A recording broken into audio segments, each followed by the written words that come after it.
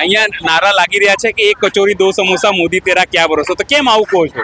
અમારા પગારમાં અમને સંતોષ નથી. અમે જેટલું કામ કરીએ છીએ એટલું અમને વેતન સામે પગાર મળતો નથી.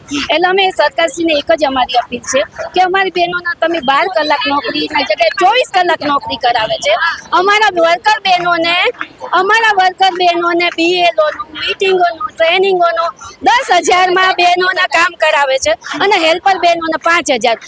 વર્કર બહેનો માત્ર બહારના કામ માટે પડે. હેલ્પર બહેનો આંગણવાડી એક વ્યક્તિ ચલાવી શકે? બાળકોનું પોષણ પૂરું થઈ શકે?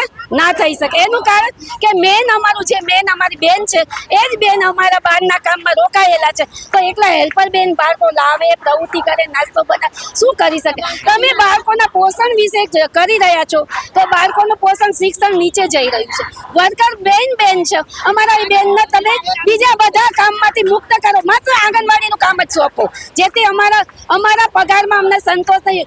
સરકારશ્રી અમને કહ્યું હતું કે 20,000 હેલ્પરના અને 24,000 વર્કર. ચુકાદો આવી ગયો છતાં હજી સુધી અમને કેમ આપવામાં આવ્યો નથી? કે શા માટે? આનું કારણ જોઈએ. અમારો જ્યાં સુધી પગાર નહીં વધે ત્યાં સુધી અમે અમારી બધી માંગો સરકારશ્રી સાથે અમે કરીશું અને લડત અમારી ચાલુ જ રહેશે.